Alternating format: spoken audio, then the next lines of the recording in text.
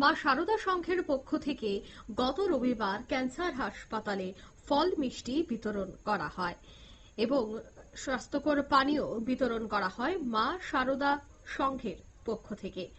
Cancer হাসপাতালে যেখানে মুমূর্ষু রোগীরা থাকেন এবং তাদের সুস্বাস্থ্যের কথা মাথায় রেখেই কিন্তু মা শারদা সংঘের উদ্যোগে রবিবার এই বিশেষ উদ্যোগ হাতে নেওয়া হয়েছে এবং এই সংঘটি প্রত্যেক বছরই কিন্তু দেখা যায় যে বিভিন্ন ধরনের সামাজিক কর্মসূচি হাতে নিয়ে থাকে। তবে এবার ক্যান্সার হাসপাতালে যারা রোগীরা রয়েছেন, যারা বহুদিন যাবত এই রোগে আক্রান্ত হয়েছেন বা তাদের দেখা যাচ্ছে যে প্রতি মুহূর্তই এই হাসপাতালের মধ্যেই কাটাতে হচ্ছে, তাদের মুখে সামান্য হাসি ফোটাতে এবং সুস্বাস্থ্যকর খাবার দিতে সাহায্যের হাত কিন্তু বাড়িয়ে দিয়েছে শ্রী শারদা সংঘ।